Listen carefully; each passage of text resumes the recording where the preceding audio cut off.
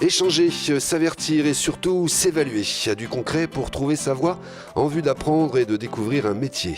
Plusieurs jeunes âgés de 15 à 30 ans ont recueilli les informations et dossiers de candidature. Samedi 3 février, lors des portes ouvertes de Pôle Formation des Industries Technologiques 5889 à Auxerre, Sens et Nevers.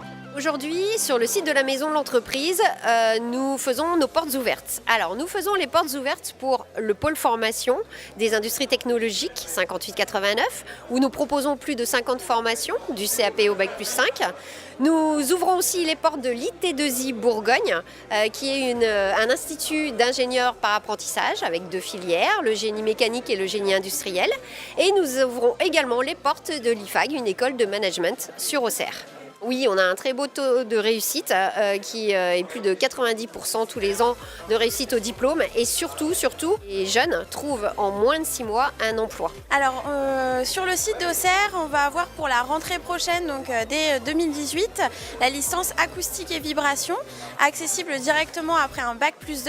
L'objectif de cette formation, c'est vraiment de former des personnes référentes en acoustique et vibration qui vont vraiment prendre en compte les contraintes des entreprises en termes de bruit.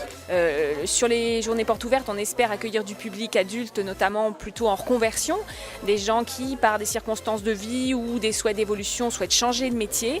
Et pour le coup, on les accueille d'abord dans un dispositif de présentation et de découverte des métiers.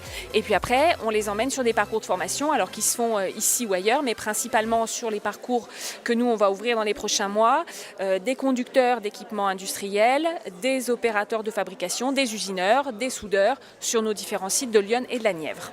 Alors, les programmeurs sont appelés donc à développer des sites web pour les entreprises, à développer des applications qui vont fonctionner aussi au sein des entreprises, qui vont par exemple être des outils de gestion ou des outils de production, d'assistance à la production.